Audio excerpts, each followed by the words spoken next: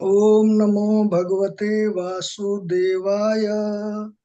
ओम नमो भगवते वासुदेवाय। ओम नमो भगवते वासुदेवाय।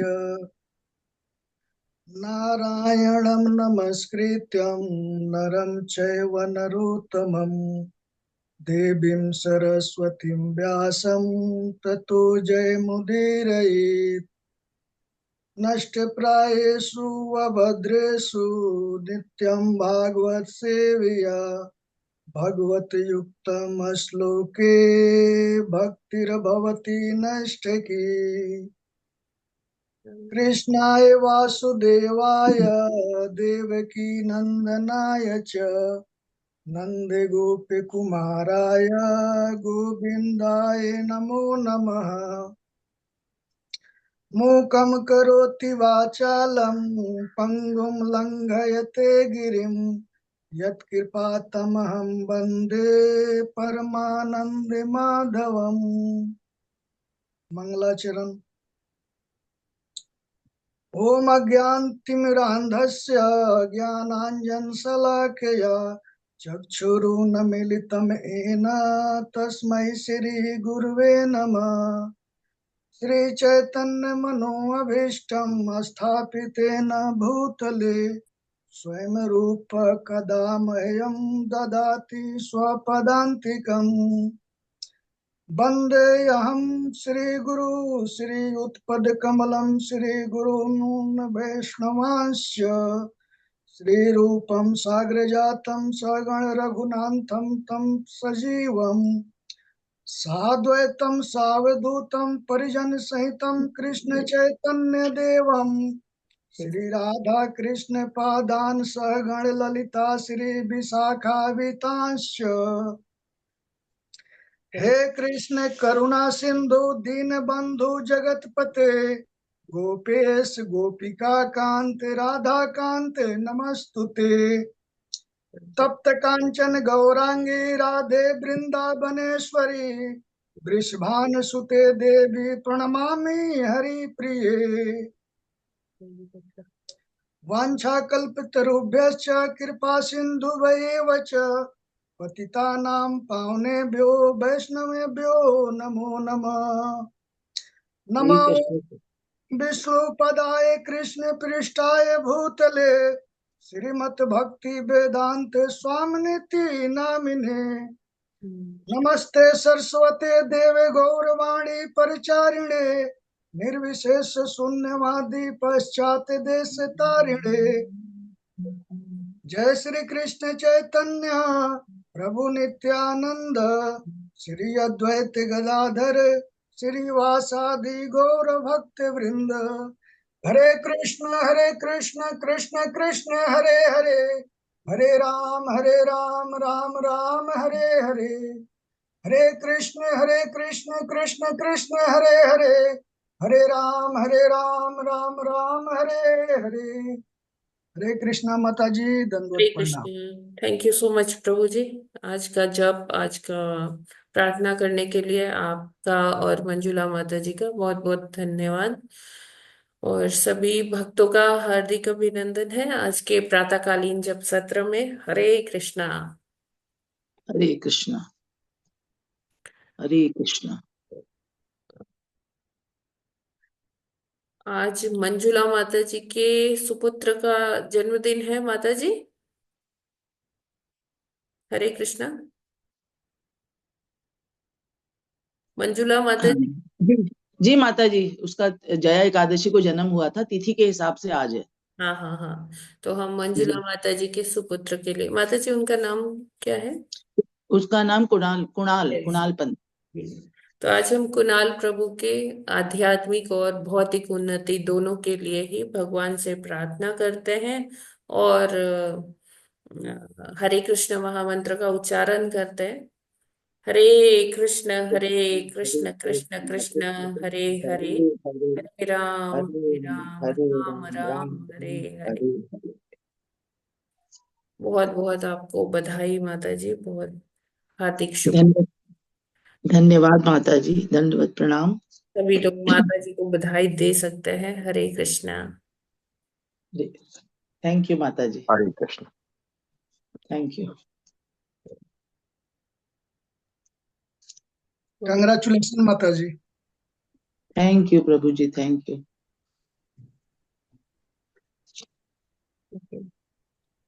तो अभी वक्त हो गया प्रभुपाद जी के कोट का।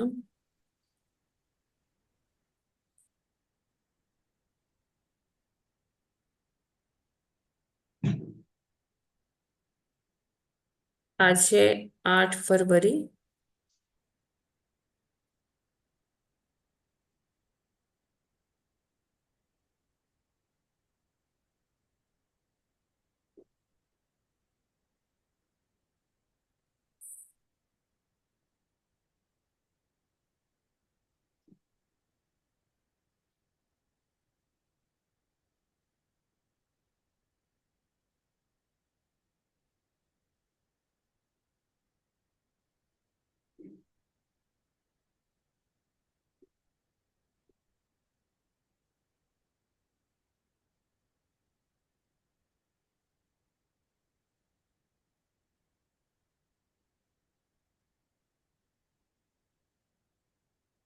ओके।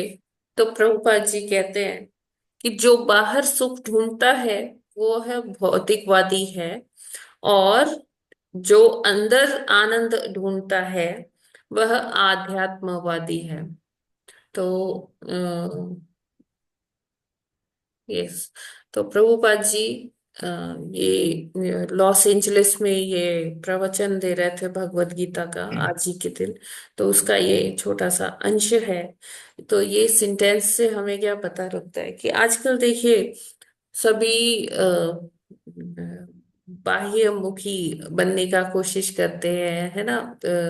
अलग अलग कोर्सेज होते हैं, पर्सनालिटी डेवलपमेंट का कोर्स, बड़े बड़े सारे कोर्स होते हैं कि लोग अपने आप को बहुत अच्छे से प्रेजेंट कर पाए। वो अच्छी बात भी है अपने आप को अच्छे से प्रेजेंट कर पाना, लेकिन उसमें क्या होता है कि हम लोग बाहर ही की तरफ ज्यादा उन्मुख रहते हैं, बाह्यमुखी हो जाते हैं, और बाहर ही सब सुख ढूंढने लगते हैं कि हाँ मेरे को ये सुख चाहिए, ये मुझे इस तरीका इस प्रकार का मेरे पास फैसिलिटीज होना चाहिए। हमें लगता है कि जो बाहर हम हमारे से बाहर जो चीज है वो ही हमको सुख प्रदान कर सकती है। टीवी है, एसी है, फ्रिज है, ये सारी चीजें हमें जो है कहीं ना कहीं सुख की प्राप्ति करवाएगी, है ना। लेकिन हम एक चीज भूल जाते हैं कि जो ये हमारा शरीर है, जो ये भगवान ने हमको ये शरीर प्रदान किया है, तो ये शरीर भी क्या है, अ, हम अगर इसके अंदर जाएं, है ना। शरीर तो हमारा ऐसे बाहरी कर्म करने के लिए है, लेकिन अगर हम इस शरीर के अंदर देखें, वो अनुभूति करें, तो वो आध्यात्म को हमारे अंदर बढ़ाता है। और हम आध्यात्म की खोज में जब अपने अंदर को झांकते हैं, तब वो क्या है, वो रियल प्लेजर है, वो सही में वो आनंद है, वास्तविक आनंद है। तो जब हम अपने अंदर डिस्कवर करते हैं, अपने अंदर खोज लेते हैं कि परमात्मा है, तो जब आत्मा और परमात्मा को एक साथ हम अनुभूति करते हैं कि हम हमारे साथ ही भगवान भी है, परमात्मा स्वरूप, तो वो एक आनंद की अनुभूति होती है। तो ये जो अ, हम स्वयं हैं, हम क्या किसके अंश हैं, सच्चिदानंद भगवान के अंश हैं। और ये जब हमें इसका रियलाइजेशन होता है, इसका अनुभव होता है, तो वो बहुत ही आनंदमयी होता है। प्रभुपाद कहते हैं कोई भी सुख, भौतिकतावादी सुख हमें सुख प्रदान करने का भ्रम दे सकता है, लेकिन सुख प्रदान नहीं कर सकता। क्योंकि हम कहाँ पर हैं इस समय, हम दुखालय अशाश्वतम में हैं। ये टेम्परेरी वर्ल्ड है, और ये क्या है, टेम्परेरी होने के साथ साथ दुखालय भी है। यहाँ सुख की कोई अ, अपेक्षा की ही नहीं जा सकती, है ना। और दूसरा चीज है कि जब हम अपने ही अंदर झांकते हैं अपने अंदर, जब डिस्कवर करते हैं कि भगवान हमारे साथ में, परमात्मा स्वरूप में हमारे ही साथ विद्यमान है, तो वो चीज जो है हमें असली आनंद की अनुभूति करवाती है।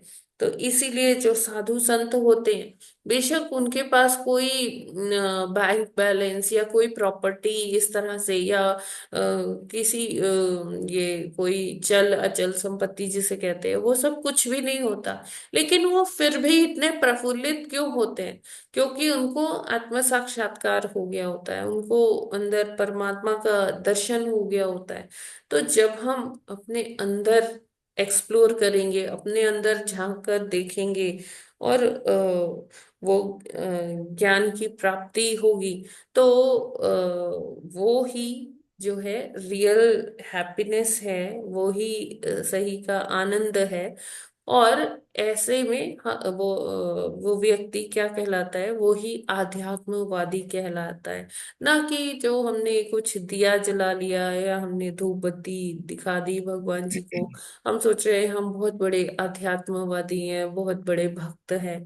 नहीं, भक्ति और आध्यात्म हमारा कैसे आएगा? जब हम अ, बाहरी चीजों से विलग हो जाएंगे। हमें ऐसा नहीं करना है कि हाँ, हमें अपने सेंसेस को, हमें अपने जो इंद्रियां हैं उनको कहीं से हमें कुंठित करना है कि हम बस पहाड़ों पे जाके बैठ गए और अपनी इंद्रियों को बलपूर्वक हम कंट्रोल करना चाह रहे हैं।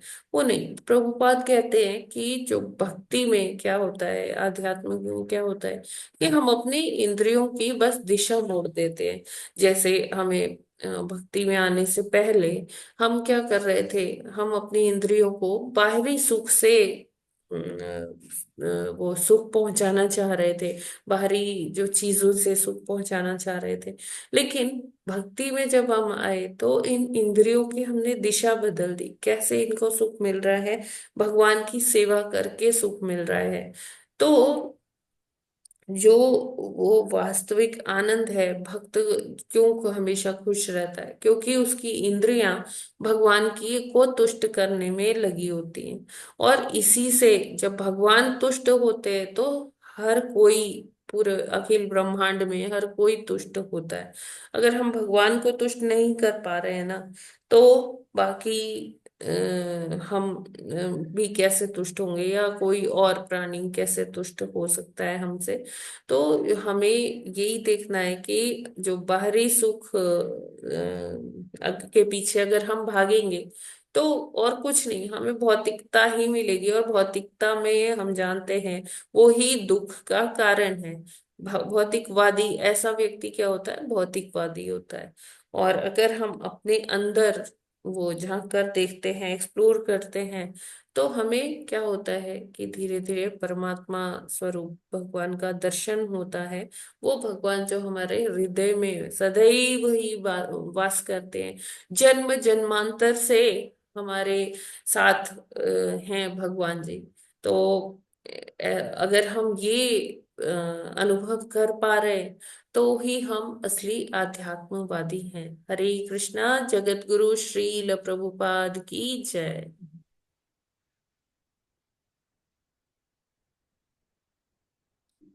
यस, ये क्लियर है। यस, राजश्री माता जी प्लीज अनम्यूट कीजिए। जी माता जी, वो प्रभुपाद जी कहते हैं ऋषिकेन ऋषिकेश सेवनम, हम अपने समस्त इंद्रियों से भगवान की सेवा करें, यही भक्ति है। जी जी, बिल्कुल जी बिल्कुल। यस। जी माता जी। और जी किसी माता जी। कोई प्रश्न है क्या, कुछ टिप्पणी? ठीक है, तो अभी हम माता जी श्लोक पढ़ने के लिए। जी आगे बढ़ते हैं। भागवतम अध्ययन। तो आज कल हमने 47 श्लोक तक पढ़ लिया था। उसमें हमने देखा कि किस प्रकार जो है कर्दम मुनि बिंदु सरोवर के तट पर जीवन यापन करते हैं, और वो कितना सुंदर मनोहर मनोरम दृश्य है वहां का। कितने पवित्र पेड़ पौधे फलों से लदे हुए, फूलों से भरे हुए, और उसमें जो पशु पक्षी भी जो वहां है वो भी बड़े दिव्य है। कैसे कि वो इतनी सुंदर सुंदर ध्वनियां निकालते हैं, जो वो कोलाहल हो रहा है जो पशु पक्षी की आवाजों से, वो बहुत ही दिव्य है। क्योंकि ये सारे जो बिंदु सरोवर के आसपास जो पेड़ पौधे हैं, जो पशु पक्षी हैं, वो बहुत ही दिव्य हैं। और जो कर्दम मुनि है वो वहीं पर अब प्रतीक्षारत हैं, जैसे कि उनको भगवान ने बताया था, तो उन्हीं के लिए प्रतीक्षारत हैं। और वहां वेट कर रहे हैं कि कब ये मनु महाराज आते हैं अपनी पुत्री को लेकर। तो अब हम आज आगे बढ़ते हैं तृतीय स्कंद का 21वें अध्याय का 48वें श्लोक से आगे बढ़ते हैं। यस, पढ़िए माता जी। 48वां श्लोक। अथोटज मुपायातं नृदेवं प्रणतं पुरः सपर्यया पर्यग्रहण प्रतिनन्द्या अनुरूपया। हरे कृष्णा।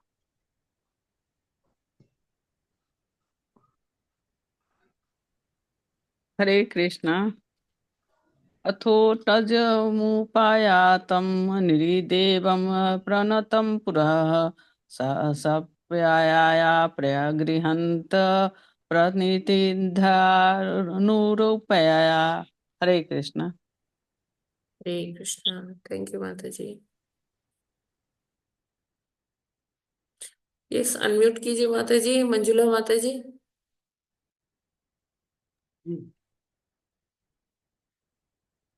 अनम्यूट कीजिए माता जी। यस। हरे कृष्णा।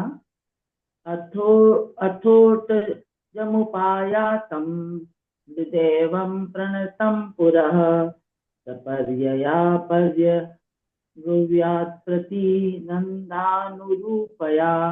हरे कृष्णा। सभी भक्तों को दंडवत प्रणाम। माता जी दंडवत प्रणाम। हरे कृष्णा। अथोट अथोटजमुपायातं हृदेवं प्रणतं पुरः सपर्याया पर्यगृह्णात् प्रतिनन्दानुरूपया। हरे कृष्णा। हरे कृष्ण। अथोटजमुपायातं नृदेवं प्रणतं पुरः सर्पर्यया पर्यग्रहणात् प्रतिनन्द्यानुरूपया। हरे कृष्ण। हरे कृष्णा। यस, और कोई पढ़ना चाहते हैं? हरे कृष्णा।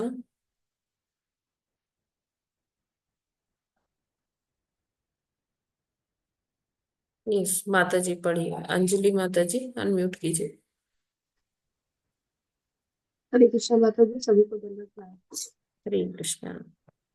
अथोटजमुपायातं देवं प्रणतं पुरा सपयर्या पर्यग्रहात् प्रत्यनुधा अनुरूपया। हरे कृष्ण।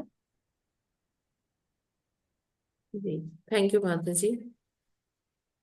यस, आगे कौन पढ़ना चाहते हैं माता जी, प्रभु जी? हरे कृष्णा। माता जी पढ़ेंगे? पढ़ लीजिए, पढ़ लीजिए। ठीक है। शब्दार्थ, अनुवाद एवं तात्पर्य बाय डिवाइन इंग्लिश देसी भक्ति वेदांत स्वामी शील प्रभुपाद जी के द्वारा। शील प्रभुपाद जी की जय।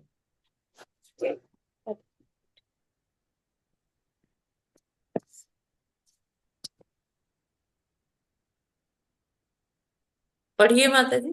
माता जी। अथ तब उत्तजम कुटी आश्रम उपायातम पहुँच कर नृदेव राजा प्रणतम नतमस्तक पूरा सामने सर्पयया आदर से परिग्रहात उसका स्वागत किया। प्रतिनंद सत्कार करके अनुरूपा राजा के योग्य। राजा को अपने आश्रम में आकर प्रणाम करके देखकर उस मुनि ने आशीर्वाद देकर सत्कार किया और यथोचित सम्मान सहित उसका स्वागत किया। तात्पर्य: सम्राट स्वयंभू मनु न केवल कर्दम मुनि की पर्णशाला के निकट गए, वरन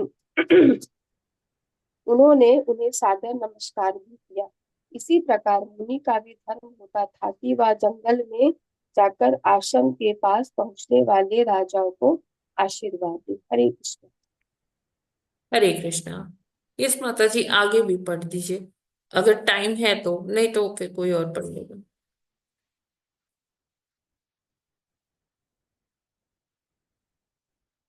हरे कृष्णा।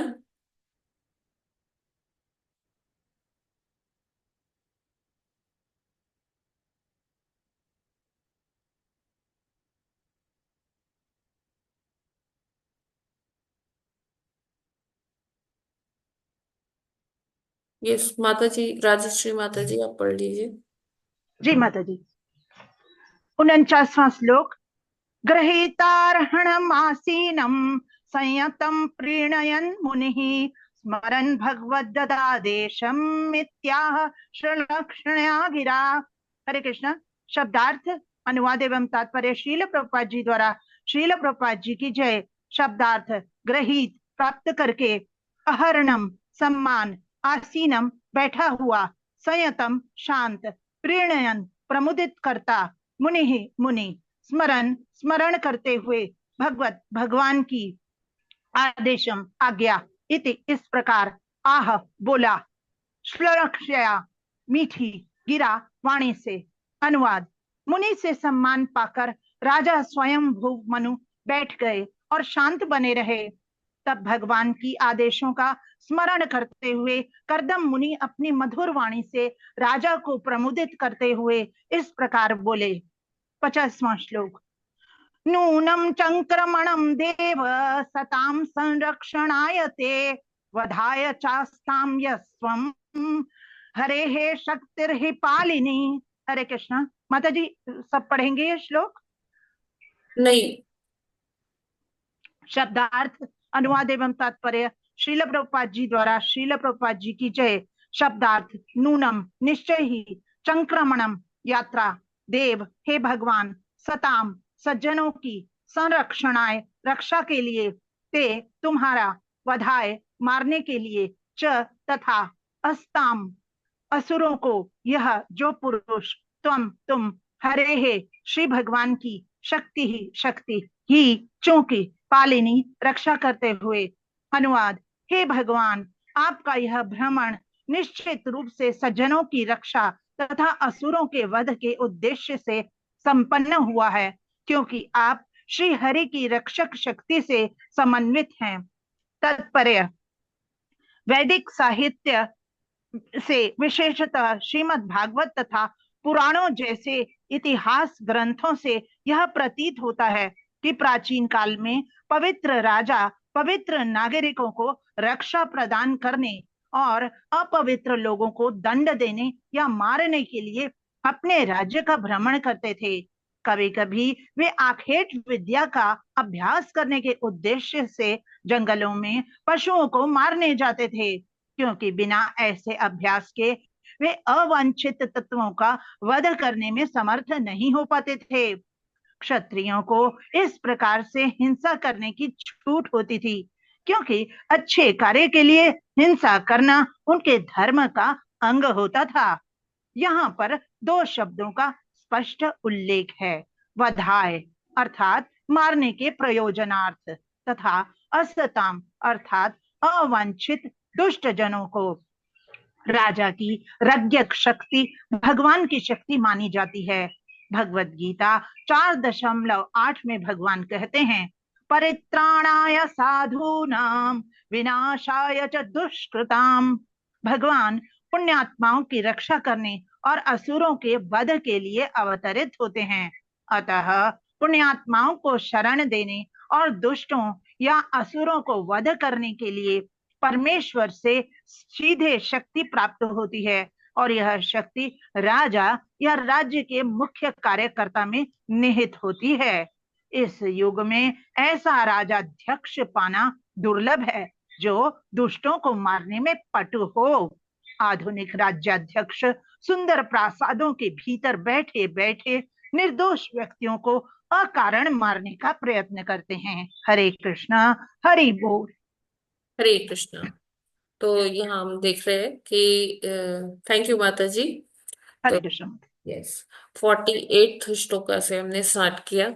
तो इसमें क्या बता रहे हैं मैत्री मुनि कि अभी मनु महाराज, कल के श्लोक में हमने देखा था कि मनु महाराज देखते हैं कि कर्दम मुनि कैसे हैं, एक बिना तराशे हुए मणि के समान लग रहे हैं उनके ऊपर से देखने में। तो वो इतना साफ सुथरे नहीं हैं, कपड़े भी फटे हुए हैं, चिथड़े पहन रखे उन्होंने ना, लेकिन उनके जो उनकी जो ऑरा है, जो उनका तेज है, तो जो उनके तपोबल से आ रहा है, क्योंकि उन्होंने भगवत दर्शन किया है। तो इस कारण से वो मणि के समान, ऐसे मणि के समान ओज है, ओजस है, तेजस है उनके इस चेहरे पर कि वो ओज देखते ही बनता है। हाँ, अभी उसे उस मणि को तराशने का जरूरत है, जैसे कि ऊपरी जो परिधान है ना, वो अच्छे से जटाएं बना लेना। तो ये सारा जो ऊपर ऊपरी जो आडंबर जिसे हम कह सकते हैं, बाकी वो इतना अपने तपोबल से उनमें बहुत तेजस था। तो अब जब वो मनु महाराज उनकी कुटी में एंटर करते, उनकी पर्णशाला में एंटर करते हैं। पर्णशाला इस जो पत्तों से बनी हुई जो कुटिया, तो क्योंकि वो कहीं ऐसे तो रह नहीं रहे थे, वन में रह रहे थे। एक सरोवर था, बिंदु सरोवर, उसके निकट ही उन्होंने अपनी पर्णकुटी बनाई थी। और देखते हैं कि मनु महाराज वहां पधार गए हैं और उनको नमस्कार करते हैं, उनको अ, अ, बिठाते हैं, उनका स्वागत सत्कार करते हैं। तो यहाँ बता रहे हैं कि वैसे तो जो ब्राह्मण होते हैं, वैसे बाकी सबको तो उनको प्रणाम करना चाहिए, ब्राह्मणों को, क्योंकि उनको प्रणाम करके क्या होता है, सबका कल्याण होता है। लेकिन जो राजा होता है ना, वो भगवान का प्रतिनिधि होता है। तो ब्राह्मण को भी राजा को प्रणाम करना चाहिए। तो इसीलिए कर्दम मुनि ने राजा, जब जो सम्राट जो आए मनु, वो उनका क्या किया, स्वागत भी किया और उनको प्रणाम किया, नमस्कार किया। तो यहाँ पर यही बताया गया है। आगे चलते हैं 49th। तो इसमें क्या कर रहे हैं कि जो मुनि मुनि से सम्मान पाकर जो स्वयंभू मनु है, वो वहाँ बैठ जाते हैं और भगवान के आदेशों का स्मरण करते हुए कर्दम मुनि अपनी मधुर वाणी से राजा को प्रमुदित करते हुए उनसे वार्तालाप शुरू करते हैं। तो भगवान ने जो कहा था, अभी उनको सब दिख रहा है कि उसी दिशा में सब जा रहा है, सब कुछ हो रहा है। तो कर्दम मुनि याद करते हैं कि भगवान ने क्या क्या बोला था। तो उसी के आधार पर वो अपनी बहुत ही मधुर वाणी से उनका उनसे वार्तालाप स्टार्ट करते हैं। क्या होता था पहले के टाइम में, राजा समय समय पर निकलते थे, पूरे अपने राज्य का भ्रमण करते थे कि कहीं कुछ कोई ऐसे लोग तो नहीं हैं जो प्रजा को कुछ नुकसान पहुंचा रहे हैं, कुछ हानि पहुंचा रहे हैं, या समाज में किसी प्रकार का भ्रष्टाचार या कुछ ऐसा फैल रहा है। तो वो लोग हमेशा अपने राज्य में वन वन भी जाते थे, क्योंकि वनों में भी जैसे ऋषि मुनि रहते हैं, तप करते हैं, आदिवासी रहते हैं, बड़े अलग अलग लोग रहते हैं। तो नगरों में तो वो जाया ही करते थे। नगर की व्यवस्था तो वो अपने मंत्रियों के द्वारा और खुद भी कभी कभी वो देख लिया करते थे। लेकिन वनों में क्या होता था कि वनों में जाते थे, क्योंकि जो मेनली जो असामाजिक तत्व हैं वो शहरों में नहीं पाए जाते। वो कहाँ पाए जाते हैं? वो कई बारी छुपते छुपाते वनों में रहा करते थे, जैसे दस्यु जिनको कहा जाता है, डाकू। तो जो रात के अंधेरे में अटैक करते हैं। तो यही सब देखने के लिए मनु महाराज मतलब यहाँ बोल रहे हैं कि आप जैसा सम्राट वन वन भी घूमता है, जिससे कि साधुओं और सज्जनों की रक्षा कर सके और असुरों का वध कर सके। इस उद्देश्य से जो आप भ्रमण कर रहे हैं, आप मतलब श्री हरि की आपके ऊपर वो शक्ति है, आपके ऊपर वो अनुकंपा है कि जिस शक्ति के द्वारा माध्यम से आप ये कार्य कर पा रहे हैं। तो ऐसे उनको उनका ग्लोरीफाई करते हैं कि जब हमारे यहाँ कोई अतिथि आए, तो यही होता है कि अतिथि जो है भगवान के स्वरूप है, और हमें उनका महिमा मंडन भी करना चाहिए। तो ग्लोरिफिकेशन इज पार्ट ऑफ अतिथि सत्कार, है ना। तो हमें उनका महिमा मंडन करना चाहिए जब कोई हमारे यहाँ कोई गेस्ट आते हैं। तो वो कर्दम मुनि इसी प्रकार उनका महिमा मंडन कर रहे हैं कि राजा जो है वन में आया है, और वन में वो क्या करते हैं, पशुओं को जो देखते हैं कि वृद्ध पशु हैं, तो उनको वो आखेट भी करते थे। इसी तरह से वो अपनी जो मिलिट्री पावर है उसका उसको ट्रेनिंग दिया करते थे, और खुद भी द्वंद्व युद्ध भी होता था। तो ऐसे ही सब प्रैक्टिस किया करते थे, है ना। और जो है इसी बहाने वहाँ इवन में जो असुर हैं, या जो इस टाइप के अधार्मिक और जो दूसरों को हानि पहुंचाने वाले लोग हैं, खासकर साधुओं को जो परेशान करते हैं, तो उनका भी वध किया करते थे। क्योंकि अहिंसा की स्थापना के लिए भी हिंसा जरूरी होती है। तो जब ऐसे, जैसे हमें दृष्टांत आता है कि विश्वामित्र जी दशरथ जी के पास आए, और उन्होंने कहा कि आप मुझे अपने राम लक्ष्मण दे दीजिए। तो वो श्री रामचंद्र जी को और लक्ष्मण जी को लेकर अपने साथ गए, और वहां उनको हवन इत्यादि करना था। तो वैसे तो विश्वामित्र जी खुद भी इतने सक्षम थे कि वो कर सकते थे, लेकिन ये कार्य जैसे विधि थी कि राम जी को उनके साथ जाना था, ताड़का वध करना था, और जो बाहु सुबाहु थे उनका वध किए। तो ऐसे श्री रामचंद्र जी लक्ष्मण जी जो क्षत्रिय समाज से आते थे, तो उनका ये कर्तव्य मतलब क्षत्रियों का ये कर्तव्य होता है कि वो साधुओं की रक्षा करें। तो वो दशरथ जी सोच भी रहे थे कि ये तो छोटे बालक हैं, कोमल हैं, कि कैसे करेंगे। लेकिन विश्वामित्र जी ने जब एक तरह से आदेश ही दे दिया था, तो उनको रामचंद्र जी को और लक्ष्मण जी को भेजना पड़ा, और रामचंद्र जी और लक्ष्मण जी ने सारे राक्षसों का वध किया जो साधुओं को अपने दिनचर्या जो हवन इत्यादि करने में बाधा पहुंचाते थे, उनको सब समाप्त कर दिया उस दंडकारण्य से।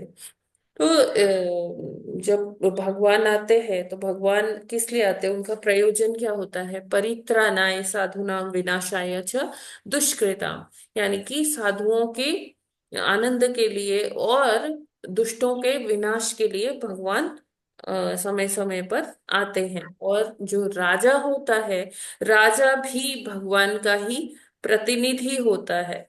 तो उसका भी ये कर्तव्य बनता है कि अपने सब्जेक्ट्स का, अपने प्रजा का वो ध्यान रखे, और उनका जो भी उनको बाधा पहुंचा रहा है, जो भी आसुरी प्रवृत्ति के व्यक्ति हैं, उनका वो विनाश कर दे। अभी आजकल क्या होता है कि जो आजकल राज्याध्यक्ष अध्यक्ष होते हैं, वो क्या करते हैं, वो कहीं ऐसे जाते नहीं हैं, वो कोई कहीं वन वन या ऐसे नहीं जाते हैं। वो बस एक कमरे में बैठकर डिसीजन लेते हैं, साइन करते हैं, और जो आर्मी होती है या पुलिस होती है वो ये सारे जो ये सारे ऑपरेशंस होते हैं वो परफॉर्म करते हैं, है ना। चाहे वो इंसर्जेंसी हो, चाहे वो मिलिटेंसी हो, या कोई अ, हमारे बॉर्डर्स पर कुछ हो। तो आज का टाइम जो है उसमें राजा जो है वो अपने एयर कंडीशन कमरे में बैठकर बस ऑर्डर्स करता है, साइन करता है। पहले क्या होता था कि राजा लीड करता था, और वहां जाके खुद वो ऑपरेशन में शामिल होता था। तो ये जो है क्षत्रिय समाज का ये कर्तव्य बनता है कि वो जो है बाकी तीनों जो वर्ण हैं उनका रक्षा करे। बाकी तीनों जो वो हैं, ब्राह्मण है, वैश्य है, शूद्र है, वो सब अपना अपना कार्य तभी कर पाएंगे जब समाज की भुजा अपना कार्य दक्षता से करेगी। ठीक है। हरे कृष्णा। इसमें कोई प्रश्न है क्या? हरि बोल। इस आप लोग हैंड रेज कर सकते हैं अगर आपका कोई टिप्पणी है, कोई प्रश्न है।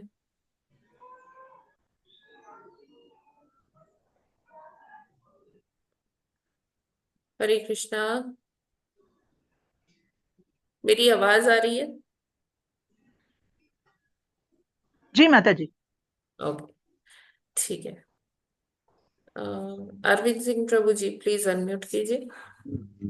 माता जी, इस अनुवाद तात्पर्य का जो लास्ट लाइन है, आधुनिक राजाध्यक्ष सुंदर प्रसादों के भीतर बैठे बैठे हाँ निर्दोष व्यक्तियों को अकारण मारने का प्रयत्न करते हैं। जी जी जी। इसका मीनिंग एक बार बता दीजिए। सुंदर प्रासादों मतलब कि सुंदर सुंदर महलों के अंदर, है ना। वो वहां बस अपने एयर कंडीशन कमरे में बैठकर, कई बार क्या होता है कि अपने वो अपनी किसी कामना की पूर्ति के लिए, या कुछ ऐसा है कि वो देखते भी नहीं है कि हाँ किसका वो आ रहा है। जैसे कई बार किसी को, निर्दोष व्यक्ति का कुछ केस होता है तो उसको जबरदस्ती फंसाया जाता है, तो वो उस पर भी साइन कर देते हैं कि हाँ ठीक है, इसको सजा दे दो।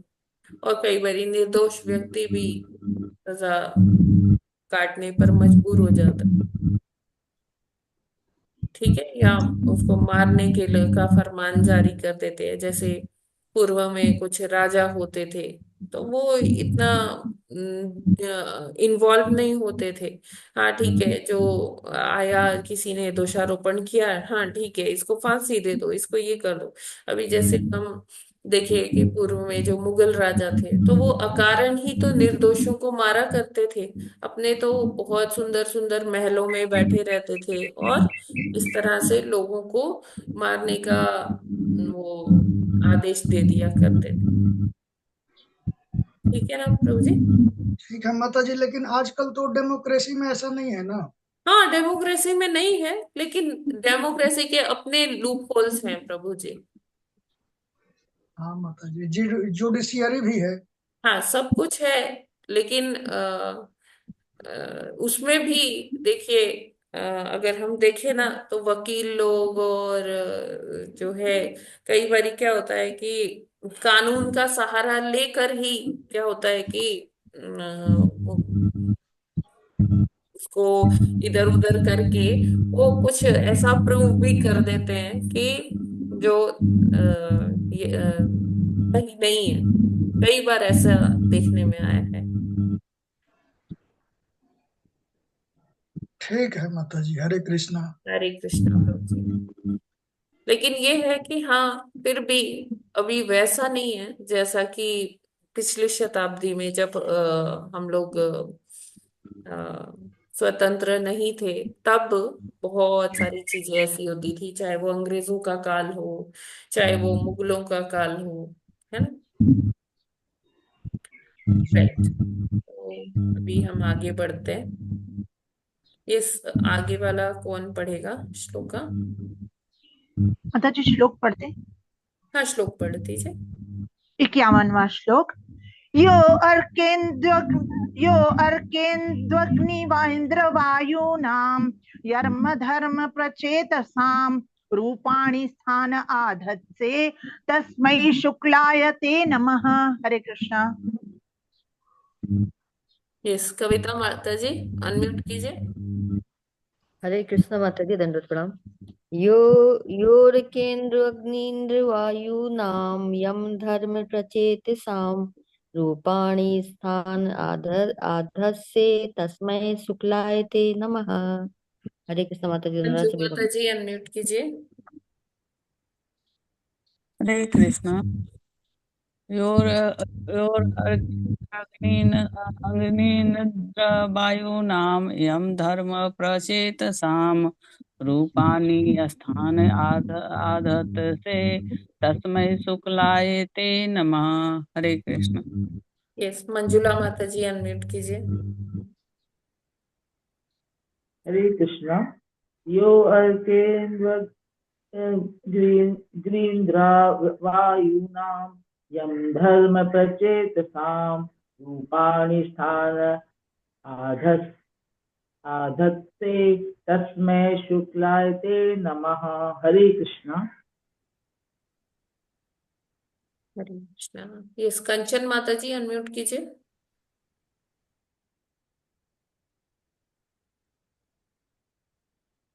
कंचन माता जी। जी, हरे कृष्णा माता जी। हरे कृष्णा।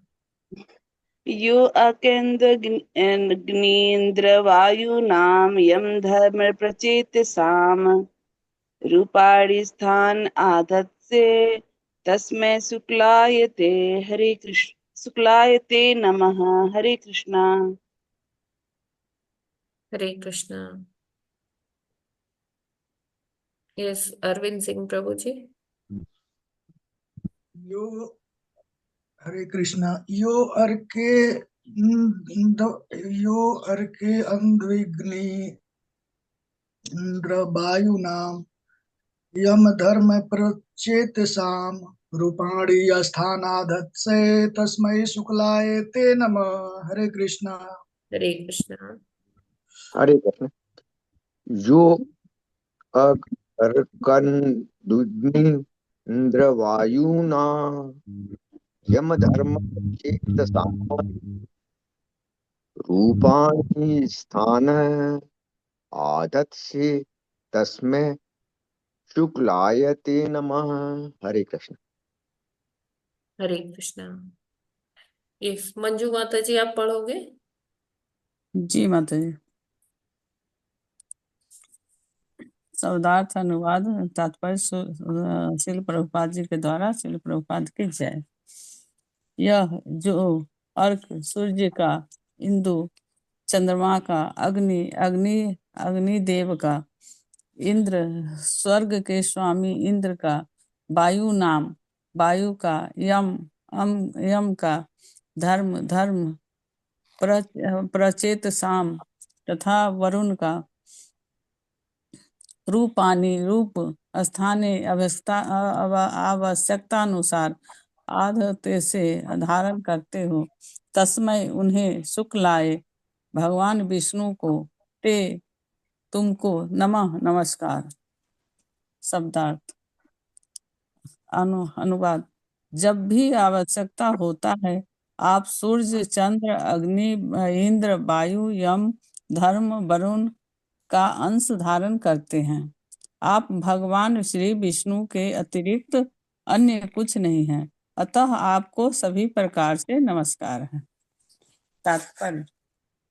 चूंकि श्री करदम मुनि ब्राह्मण थे और स्वयंभू क्षत्रिय थे, अतः सामाजिक रूप से मुनि के द्वारा राजा को नमस्कार नहीं किया जाना चाहिए था, क्योंकि उनका स्थान राजा से ऊंचा था। किंतु फिर भी मुनि ने स्वयंभू मनु को नमस्कार किया, क्योंकि राजा तथा सम्राट के रूप में मनु श्री भगवान के प्रतिनिधि थे। परम प्रभु श्री भगवान सदैव सबके पूज्य है, चाहे कोई ब्राह्मण हो, क्षत्रिय हो या शूद्र हो, और श्री भगवान के प्रतिनिधि के रूप में राजा प्रत्येक द्वारा सादर नमस्कार किए जाने का पात्र था। हरे कृष्णा। यस माता जी, आगे भी पढ़ दीजिए।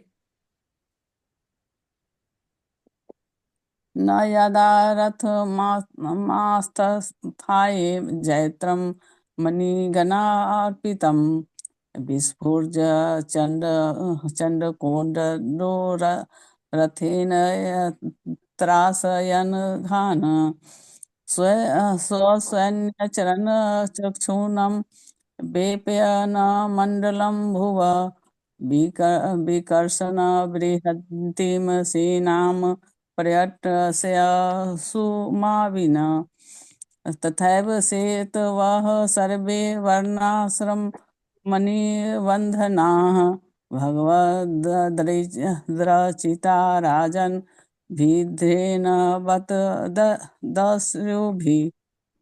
हरे कृष्णा। हाँ यस माता जी, आगे पढ़ दीजिए। शब्दार्थ, अनुवाद एवं तात्पर्य श्रील प्रभुपाद जी के द्वारा श्रील प्रभुपाद की जय।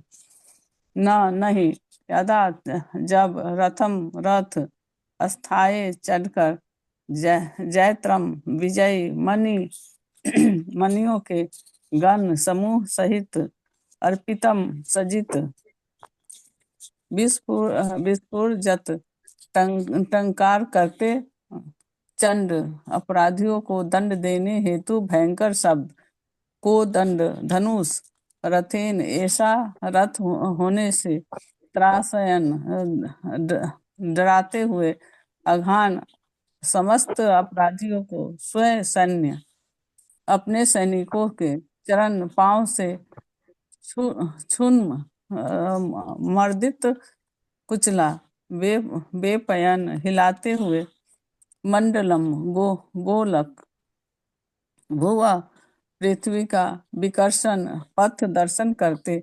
बृहतिम विशाल सेना से घूम रहा हो अंशुमान चमकीले सूर्य इव सदृश्य तदा तब एव निश्चय ही से तव धार्मिक आचार संहिता सर्वे तभी वर्णों जातियों के आश्रमों के निबंधना मर्यादा बंधन भगवत श्री भगवान के द्वारा रचिता उत्पन्न राजन हे राजन भी तोड़ डाले जाएंगे।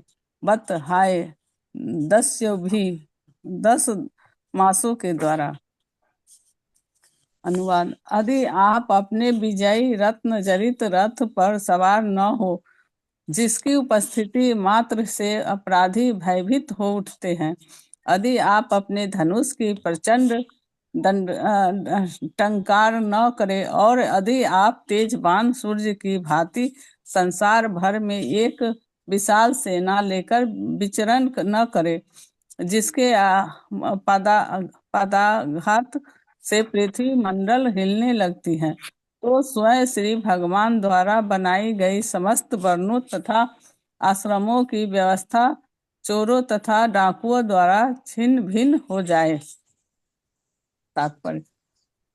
उत्तरदायी राजा का धर्म है कि वह मानव समाज की सामाजिक तथा आध्यात्मिक व्यवस्थाओं की रक्षा करे। आध्यात्मिक व्यवस्था 4 आश्रमों में बटी है: ब्रह्मचर्य, गृहस्थ, वानप्रस्थ तथा संन्यास। जबकि सामाजिक व्यवस्था कर्म तथा गुण के अनुसार ब्राह्मणों, क्षत्रियों, वैश्य तथा शूद्रों से निर्मित है। श्री भगवत गीता में कर्म तथा गुण के अनुसार इस सामाजिक व्यवस्था विभाग का वर्णन हुआ है। दुर्भाग्यवश उत्तरदायी राजाओं को द्वारा समुचित संरक्षण न दिए जाने के कारण सामाजिक तथा आध्यात्मिक आश्रम पद्धति वंशानुगत जाति प्रथा बन चुकी है, किंतु यह वास्तविक पद्धति नहीं है। मानव समाज का अभिप्राय ऐसे समाज से होता है जो आत्म साक्षात्कार की दिशा में अग्रसर हो। सर्वाधिक उन्नत समाज आर्यों का था। आर्य का अर्थ ही है कि जो उन्नतशील है। अतः प्रश्न यह है कि जो कौन सा समाज उन्नति पर अग्रसर है। उन्नति का अर्थ वृथा ही भौतिक आवश्यकताओं को उत्पन्न करना और तथाकथित भौतिक सुविधाओं की संपूर्ण विश्व में वृद्धि करके मानवीय शक्ति का अपव्यय करना नहीं है। वास्तविक उन्नति तो आत्मबोध की दिशा में प्रगति है, और जिस समुदाय में इस उद्देश्य से कार्य हुआ वह आर्य सभ्यता कहलाई। इसमें बुद्धिमान पुरुष अर्थात ब्राह्मण आध्यात्मिक कार्यों में लगे रहते हैं। उदाहरणार्थ श्री करदम मुनि और सम्राट स्वयंभू जैसे क्षत्रिय देश का शासन चलाते और आत्मबोध के लिए सभी साधन सुचारू रूप से जुटाते थे। राजा का धर्म है कि वह देश भर में घूम घूम कर देखे कि राज्य व्यवस्था ठीक है, लेकिन वर्णों तथा आश्रमों पर आधारित प्राचीन भारतीय सभ्यता का ह्रास हो गया है, क्योंकि वह विदेशियों पर या जो वर्णाश्रम की सभ्यता का पालन नहीं करते थे उन पर निर्भर रहने लगी। इस प्रकार वर्ण आश्रम पद्धति का अब जाति प्रथा के रूप में ह्रास हो चुका है। यहाँ पर चारों वर्णों तथा आश्रमों की संस्था की पुष्टि भगवत रचित कहकर की गई है, जिसका अर्थ है श्री भगवान द्वारा बनाई गई। श्री भगवत गीता में भी इसकी पुष्टि हुई है। चातुर्वर्ण माया सृष्टम। श्री भगवान कहते हैं कि चारों वर्णों तथा चारों आश्रम मेरे द्वारा बनाए गए हैं। श्री भगवान द्वारा श्रेष्ठ कोई भी वस्तु न तो छिपाई जा सकती है और न समाप्त की जा सकती है। वर्णों तथा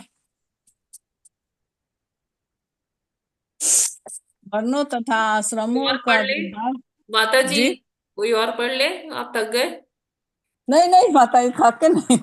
अच्छा वो ठीक है, पढ़ ले। पना पलट गए थे। ठीक है। आश्रमों का विभाग चलता रहेगा, चाहे वह अपने मूल रूप में हो या बिगड़े रूप में, किंतु श्री भगवान द्वारा सृष्ट होने के कारण उनको समाप्त नहीं किया जा सकता। वे सूर्य की भांति है जो श्री भगवान का सृजन है, अतः ये सदैव बने रहेंगे, चाहे मेघों से आच्छादित हो या निर्मल आकाश में हो। सूर्य तो बना ही रहेगा। इसी प्रकार जब वर्णाश्रम पद्धति का ह्रास हो जाता है तो वह वंशानुगत जाति तथा जाति प्रथा प्रतीत होने लगती है, किंतु प्रत्येक समाज में बुद्धिमान वीर व्यापारी तथा श्रमिक वर्ण होता है। जब वैदिक नियमों के अनुसार विभिन्न जातियों को सहयोग के लिए नियमित कर लिया जाता है तो शांति और आध्यात्मिक प्रगति होती है। वहीं जब जाति प्रथा में घृणा, अविश्वास तथा कुरीतियां घर कर जाती है तो पूरी पद्धति का ह्रास होने लगता है और अत्यंत शोचनीय अवस्था उत्पन्न हो जाती है, जिसका यहाँ पर उल्लेख हुआ है। आज ही तिथि में सारा विश्व शोचनीय स्थिति को प्राप्त है, क्योंकि इसमें नाना प्रकार के स्वार्थ समाये हुए हैं। ऐसा वर्णाश्रम के चारों वर्णों में के ह्रास से हुआ है। हरे कृष्णा माता जी। Hare Krishna. Thank you so much माता जी, इतना लंबा पढ़ने के लिए। बहुत बहुत। नहीं माता। तो यहाँ पर क्या बता रहे हैं कि मैत्री मुनि विदुर जी को बता रहे हैं। एक मिनट। मैं शेयर कर देती हूँ। हाँ जी। हाँ, मैत्री मुनि विदुर जी को बता रहे हैं कि जो अभी भी ये जो कर्दम मुनि है ना, वो स्वयंभू मनु का महिमा मंडन ही कर रहे हैं।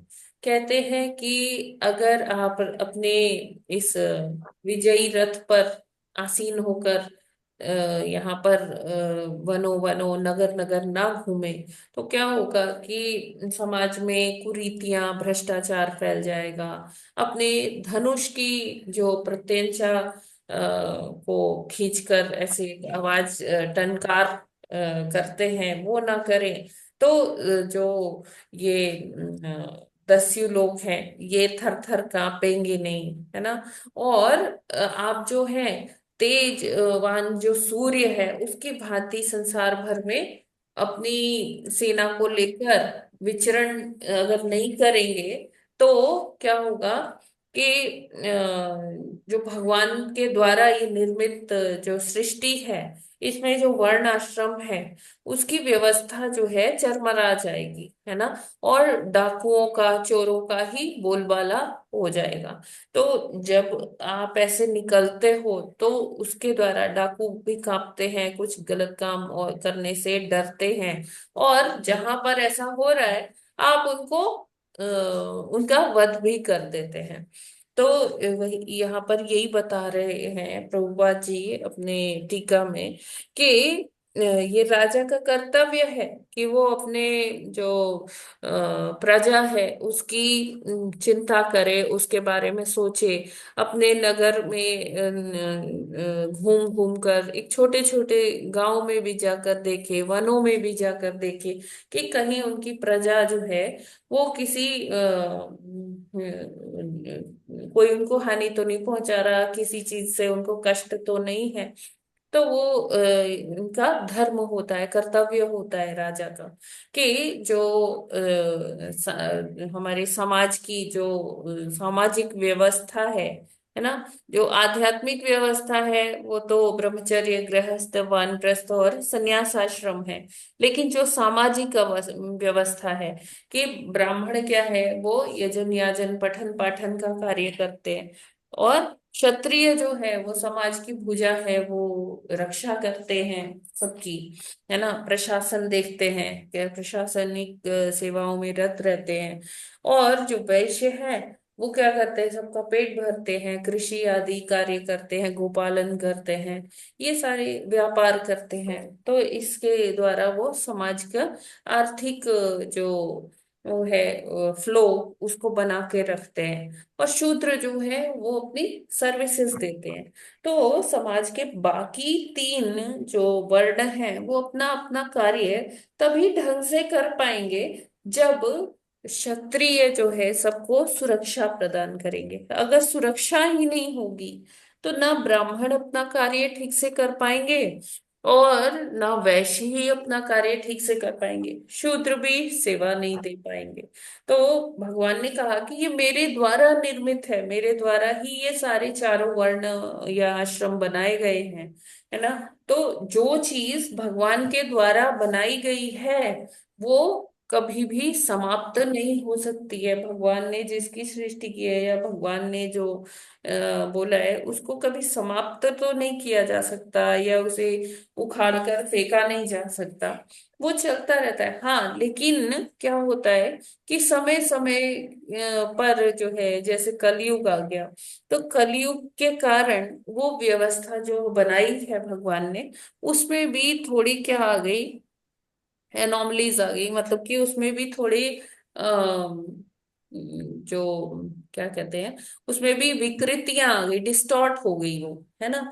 और जब इस तरह से होता है, जब वर्णाश्रम जो सिस्टम है उसमें कुछ विकृतियां उत्पन्न होती हैं, तो उससे पूरे समाज को नुकसान होता है ना। अभी क्या है आजकल, जो लोग आजकल यही होता है कि जन्म के आधार पर लोग वर्णों के जगह जातियों में फंस चुके हैं। हम आजकल देख रहे हैं जब इलेक्शंस होते हैं तो क्या होता है, जाति जाति का रोना रोया जाता है ना।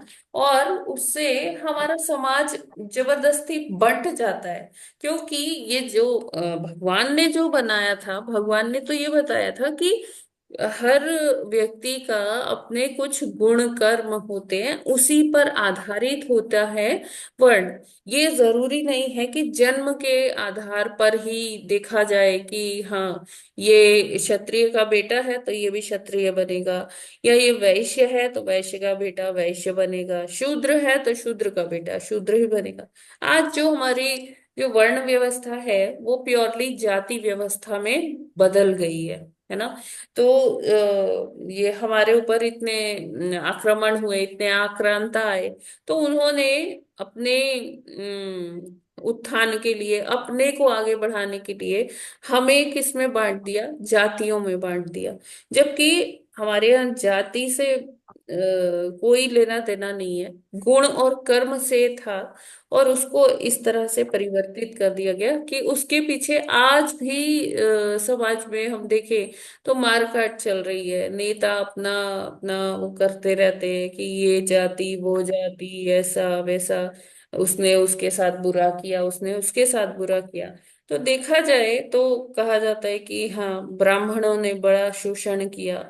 हाँ, हो सकते हैं ऐसे एक्सेप्शंस, लेकिन हम ये क्यों नहीं सोचते कि हम पर तो अंग्रेजों ने शोषण किया था, हम पर तो ये मुगलों ने शोषण किया था, है ना। तो हम उसी में अपने में ही बटे जा रहे हैं कि नहीं नहीं, ब्राह्मण खराब है, नहीं क्षत्रिय खराब है, अरे नहीं शूद्र खराब है, वैश्य खराब है। हम इस तरह से अलग अलग जातियों में बट के आपस में ही बटे जा रहे हैं, और फिर क्या हो रहा है, कटे जा रहे हैं, है ना।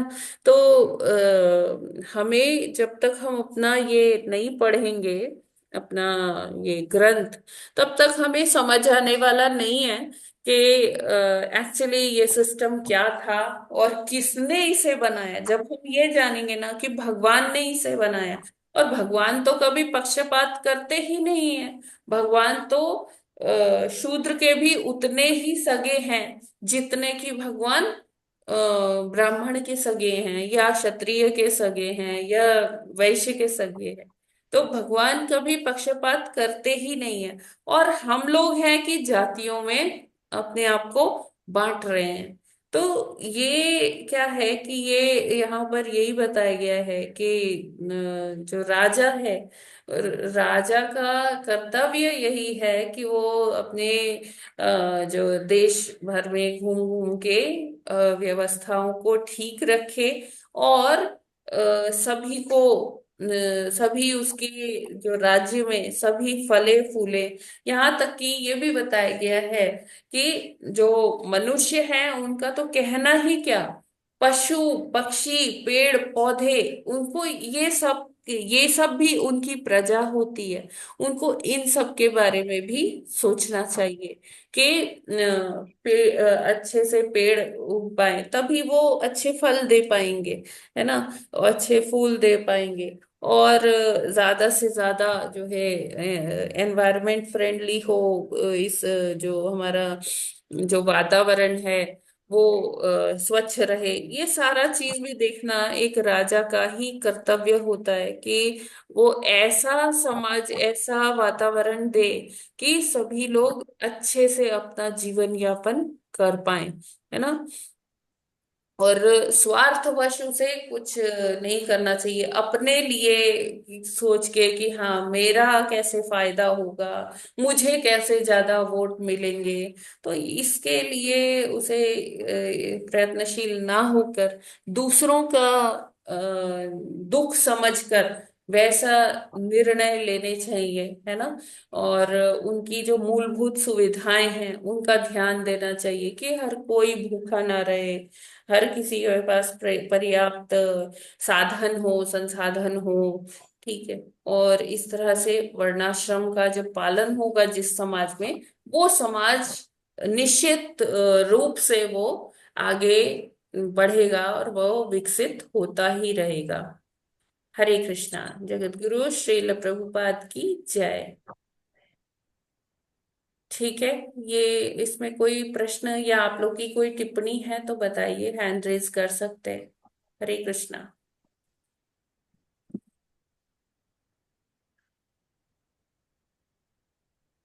यस प्रभु जी, अरविंद सिंह प्रभु जी अनम्यूट कीजिए। जी जी। पहले वैदिक काल में तो जो चारों वर्ण आश्रम के जो लोग थे, ब्राह्मण क्षत्रिय वैश्य शूद्र, वो अपनी अपनी वर्ग या वर्ण के हिसाब से कार्य को संचालित करते थे। ब्राह्मण ब्राह्मण का काम करेगा, यजन अजन करेगा, पठन पाठन करेगा, हम्म। क्षत्रिय शिकार करेगा, वैश्य खेती करेगा, शूद्र सर्विसेस एक्सिक्यूट करेगा। लेकिन आजकल तो ऐसा सिनारियो बन गया है कि सभी सर्विस कर रहे हैं, हाँ, सभी शूद्र हो गए हैं। Irrespective of their caste creed. जी जी, बिल्कुल। पहले तो मतलब सर्विस को निचले पायदान पे रखा जाता था। उत्तम खेती, मध्यम बान, नौकरी चाकरी, भीख हाँ जी, नंगा। बिल्कुल बिल्कुल सही कहा प्रभु जी। तो माता जी ऐसे में जो जाति से शूद्र हैं, जिनका जाति भी शूद्र है और वो उस लोअर लोअर सर्विस में लगे भी हैं, जो हमारे समाज में जो नीचे तबके के लोग हैं, झाड़ू करते हैं, पूछा करते हैं, तो उनको अध्यात्म की मुख्य धारा में कैसे लाया जाए? देखिए, जो वो सर्विसेज एग्जीक्यूट कर रहे हैं ना, मान लीजिए वो किसी ब्राह्मण के यहाँ सर्विसेज एग्जीक्यूट कर रहे हैं, ब्राह्मण को हेल्प कर रहे हैं उसकी सेवा करने में, तो उसी से उनकी जो है वो हो जाएगा उनका कल्याण। ठीक है। या मान लीजिए वो किसी क्षत्रिय की सेवा कर रहे हैं, तो जिसका जो स्वधर्म है, अगर वो उस स्वधर्म का पालन कर रहा है तो वो उसका कल्याण हो जाता है। इसीलिए भगवान ने वर्ण आश्रम बनाया है कि अपनी अपनी सब सेवाएं करते जाएं, और कुछ नहीं, बस भगवान का नाम लेना है। जो भी वो कर रहे हैं उसको भगवान को समर्पित करके करेंगे तो उनकी गति हो जाएगी, परम गति मिल जाएगी उनको। उनको ज्यादा तप, ज्यादा वो कुछ करने का जरूरत नहीं है, अपना वो पालन करें और हरि नाम करें, हो जाएगा। लेकिन माता जी जो ज्यादातर शूद्र जाति के लोग हैं, उनकी मनोदशा ऐसी हो गई है कि पहले तो बौद्ध धर्म को फॉलो करते थे, जय भीम का नारा लगाते थे। जी। वो माता जी बौद्ध धर्म का मानते मानते बौद्ध धर्म का वो मूल धारा से बिछड़ गए, हाँ और ऐसा प्रतीत होता है कि वो नास्तिकता की ओर जा रहे हैं। हाँ, क्योंकि ऐसा वो वातावरण बना दिया गया, पॉलिटिकली सब मोटिवेट हो रहे हैं, तो वो जैसा उनको वो बताया जा रहा है वो उधर ही भेड़ चाल में चल देते हैं। तो इसके लिए वही कृष्ण भावनामृत ही इसका सॉल्यूशन है। जितना हम कृष्ण भावनामृत का प्रचार करेंगे अच्छे से और सभी तक प्रसाद पहुंचाएंगे भगवान का, तो ये मति उनके अंदर आएगी, और धीरे धीरे अब हो भी रहा है।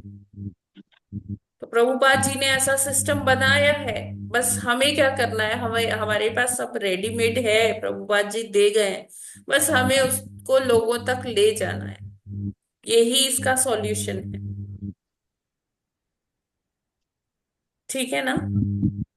माता जी लेकिन ये एक माता जी अपने देश का गंभीर मुद्दा है। हाँ, ये तो है। जी प्रभु जी, इसको बस लेकिन हमें क्या करना है, हमें उस गिलहरी की तरह कार्य करना है। जैसे वो राम सेतु बनाने के लिए गिलहरी नहीं थी, जिसको रामचंद्र जी ने एक्नॉलेज भी किया था कि हाँ ये गिलहरी ने बहुत काम किया है, और उसकी पीठ भी थपथपाई थी श्री रामचंद्र जी ने। तो हमें उसी गिलहरी की भांति अपना योगदान करना है। अब उससे क्या रिजल्ट हो रहा है वो हमारे आ, हम उसके लिए सक्षम नहीं है, उसको रिजल्ट को लाने के लिए, हाँ, वो हमारा अधिकार क्षेत्र नहीं है। हमारा अधिकार क्षेत्र है हमारा कर्म करना। हम अपना कर्म करेंगे तो भगवान उसके रिजल्ट्स जरूर देंगे। ठीक है, अब हम ये सोचने बैठ जाए कि ये तो बहुत मुश्किल है, हो तो पाएगा नहीं। नहीं, ये सब बिना सोचे हमें अपना कर्म करना है, और फल को समर्पित कर देना है भगवान को। भगवान जी अपने आप सारी व्यवस्थाएं सेट कर देंगे। ठीक है, हमें भगवान के प्लान्स में हमें हस्तक्षेप नहीं करना है। ठीक है, बस हमें अपना प्रचार करना है। Yes, anybody else? कोई प्रश्न, कोई टिप्पणी? यस, डॉक्टर जगत्यानी प्रभु जी। कृष्ण माता जी, जी इस प्रकृति में समस्त मनुष्यों और जीवों को भगवान द्वारा बनाए गए नियमों के अंतर्गत या आध्यात्मिक नियमों के अंतर्गत रहकर ही सारे कार्य करने होते हैं। ये आध्यात्मिक व्यवस्था जो चारों आश्रमों की है, ब्रह्मचर्य, गृहस्थ, वानप्रस्थ, संन्यास, तथा सामाजिक व्यवस्था जो है ब्राह्मण, क्षत्रिय, वैश्य तथा शूद्र, इसका ये स्वयं भगवान द्वारा बनाई गई हैं। जी तो इनका पालन बहुत आवश्यक है। परंतु समय के साथ साथ धीरे धीरे देखा गया कि ये दोनों ही व्यवस्थाएं नहीं चल पा रही हैं, जिसमें कि खास तौर पे ये जो व्यवस्था है कि ब्रह्मचर्य, गृहस्थ, वामप्रस्थ और सन्यास, ये तो पीछे है ही है, और वो भी पीछे पीछे है। परंतु भगवान द्वारा बनाई गई व्यवस्था इस तरह से है, जिस तरह से कि सूर्य का प्रकाश, चाहे बादल आ जाए, वो रुक तो नहीं हाँ सकता। हाँ हाँ, यस तो प्रभु।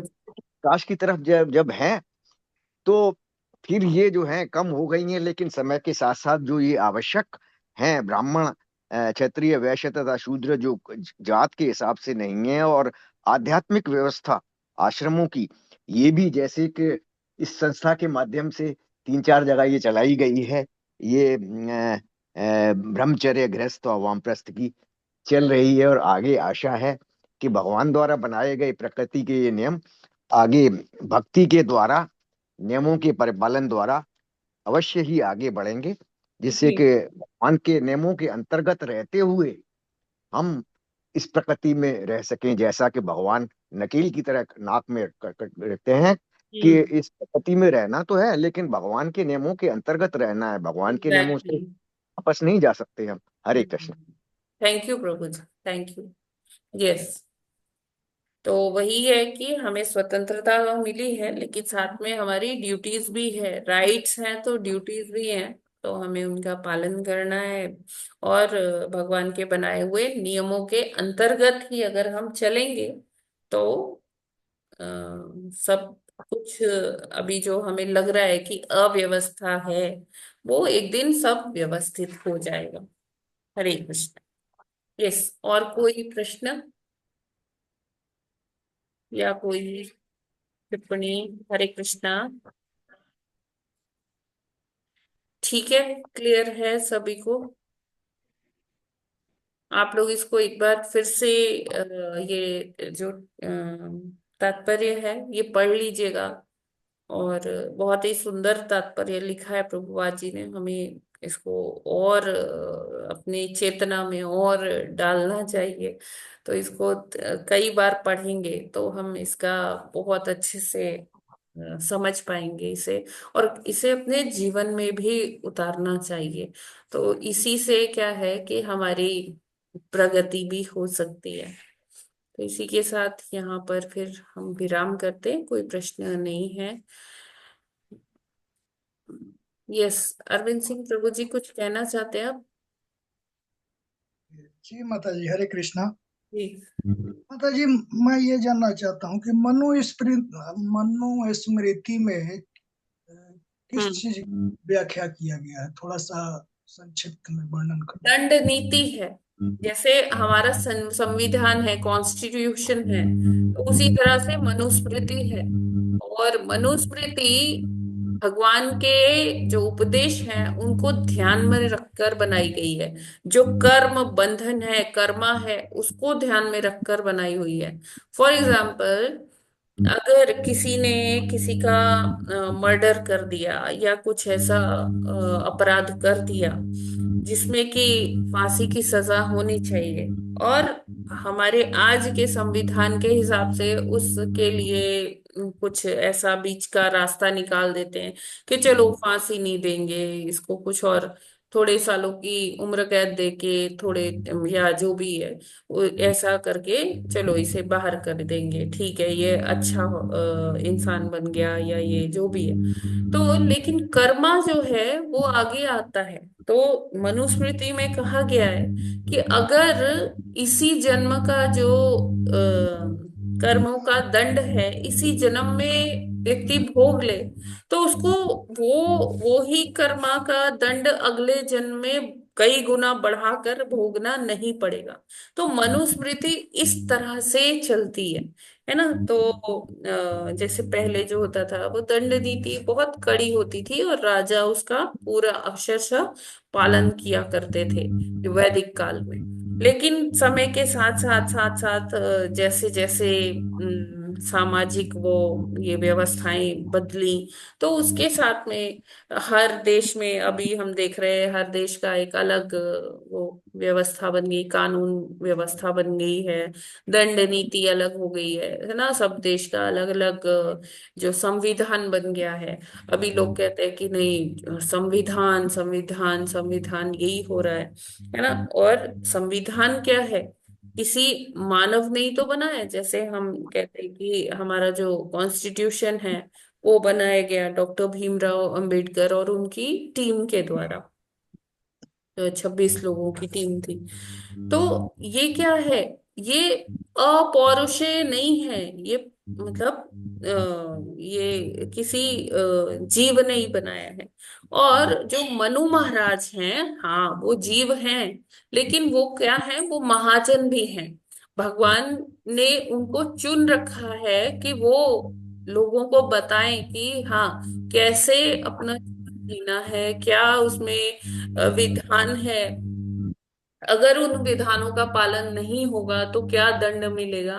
तो वो मनु महाराज जी ने बताया। मनु महाराज जी की समता इस टाइम में कोई भी नहीं कर सकता है, ठीक है। तो जो हमारे जो ग्रंथ हैं, सॉरी जो हमारा संविधान है, वो उसका बराबरी कर ही नहीं सकता। लेकिन अभी ये विडंबना है, या ये कह लीजिए कि हमारा दुर्भाग्य है कि हम आजकल मनुस्मृति जो है जलाई जा रही है, उसके लिए लोग क्या कुछ नहीं कहते हैं, है ना। और अगर आप देखें, मैं देख रही थी एक दिन बड़े सारे एक्स पर बहुत सारे ट्वीट्स हैं मनुस्मृति के लिए, मतलब बड़ी अभद्र भाषा यूज की गई है उसके लिए।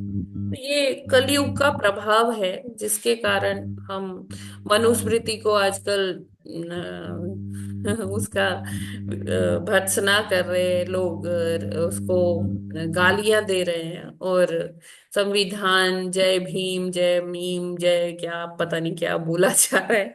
तो ये बस हम यही समझ सकते हैं कि ये जो है कलयुग का प्रभाव है। माता जी, आजकल सामान्य मनुष्यों की पहुंच मनु स्मृति के मूल प्रति तक नहीं है। है है है। लेकिन हम पढ़ते नहीं है, हम उसको ढूंढते नहीं है। तो माता मेरे जी पास तो है मनुस्मृति, रखी है मैंने मेरे लैपटॉप में है। हालांकि मैंने भी माता जी डाउनलोड किया है, मिल गई है। जी जी जी। लेकिन ऐसे जो जनरल लोग हैं वो तो गूगल में क्रोम में सर्च करेगा, या फिर जो क्या है, कोएरा में एक क्वेश्चनरी पूरा जो पूरा। जी। तो माता जी इसको गलत से इंटरप्रेट क्या है। आपकी आवाज नहीं आ रही है प्रभु। हरे कृष्णा माता जी। हाँ जी जी प्रभु जी, प्रभु जी थोड़ा जल्दी करिए, टाइम हो रहा है। माता जी, मैं एक मनुस्मृति के बारे में हम जैसे कोई जनरल आदमी करता है, उसमें जो बहुत ही गलत उसको, नहीं आ रही आवाज प्रभु जी, ठीक है तो स्वागत कर दीजिए। हरे आवाज कृष्ण। नहीं आ रही प्रभु जी। हरे कृष्णा। हरे कृष्णा माता जी। हाँ जी माता जी, हरे कृष्णा। हरे कृष्णा माता जी। स्मृति की जो प्रतीक है वो खैर अभी नहीं है, लेकिन मैंने भी 1 साल पहले एक मनुस्मृति थी सुरेंद्र हम्म थी, तो वो मनुस्मृति है कि उसमें ये बताया है कि कहाँ जो मूल मनुस्मृति है उसमें छेड़छाड़ किया गया है, और अलग से जो श्लोकाज है वो मुगल काल में खास तौर से अंग्रेजों के समय में जो हाँ हाँ हाँ, यस, के विद्वान ये आप ठीक कह रहे हैं माता जी। जो मैकाले था उसने लालच दे के पैसा देकर उन जी जी विद्वानों जी से जी, श्लोकाज लिखवा करके हाँ उसने हाँ हाँ, राइट किया राइट था। राइट, जी बिल्कुल हाँ, सही है। जिसकी वजह से समाज में बहुत ज्यादा वैमनस्य तभी पैदा हुआ क्योंकि उससे मूल स्मृति तो हट गई, प्रक्षेपित जो मतलब मनुस्मृति है वो समाज जी में, जी जी, जिसकी वजह से ये जातिवाद और चीजें पूरी फैलने लगी।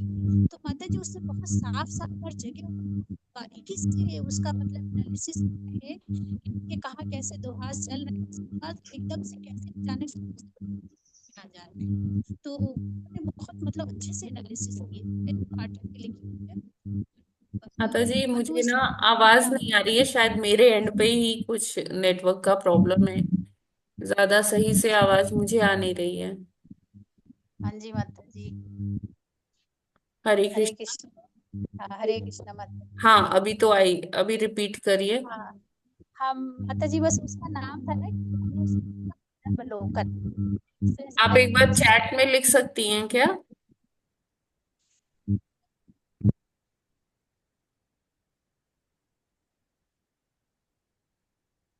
ओके माता जी, कोई बात नहीं, मुझे बस ये शेयर करना था।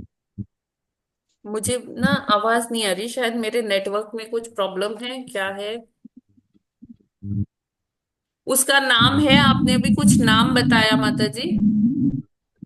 हाँ जी माता जी, मनुस्मृति का पुनरावलोकन। मनुस्मृति का पुनरावलोकन, रिटन बाय माता जी, जी, किसके द्वारा लिखित है? सुरेंद्र पाठक। अच्छा हाँ, उन्होंने उसकी मतलब पूरी समीक्षा की है अच्छा, कि कहाँ कहाँ प्रक्षेपित किए गए हैं सारे में। मैं भी शायद लैपटॉप में हो तो मैं आपको पीडीएफ शेयर करूंगी माता जी। हाँ श्योर श्योर, बिल्कुल करिए माता जी। जी जी जी माता जी। ठीक है, हरे ठीक है, कृष्ण थैंक माता यू जी। सो मच प्रभु जी, माता जी। यस प्रभु जी, आप एक बार ट्राई करिए, आप क्या कह रहे थे अरविंद सिंह प्रभु जी? हरे कृष्ण। अभी हाँ जी मेरी आवाज? ठीक। माता जी, मैं ये कह रहा था कि मनुस्मृति को गूगल में, क्रोम में इस तरह से उसमें डाला गया है हाँ कि इसका तो समाज में गलत मैसेज जा सकता है, हाँ हाँ हाँ हाँ, अच्छा उसमें पेश किया गया है। जी मुझे लगा कि मनुस्मृति में क्या चीज है, तो मैं भी एक कॉपी डाउनलोड किया है माता जी। जी, भाई पंडित गिरिजा प्रसाद द्विवेदी, अच्छा तो देखता हूँ माता जी, इसको पढ़ने की कोशिश करूंगा इसमें। जी जी जी, आप वो वाली भी पढ़िएगा जो भी माता जी ने बताया है। माता जी आप शेयर कर दीजिएगा प्लीज। ठीक है, तो हम लोग आज यहीं पर विराम करते हैं। ग्रंथराज श्रीमद् भागवतम की जय, जगत गुरु श्रील प्रभुपाद की जय। जया एकादशी या भैमी एकादशी महामहोत्सव की जय। अनंत कोटि वैष्णव भक्त वृंद की जय। वांछा कल्पतरुभ्यश्च कृपा सिंधुभ्य एव च पतितानां पावनेभ्यो वैष्णवेभ्यो नमो नमः। हरे कृष्णा, सभी को प्रणाम। हरे कृष्णा माता जी, दंडवत प्रणाम, आप सभी को दंडवत प्रणाम। हरे कृष्ण।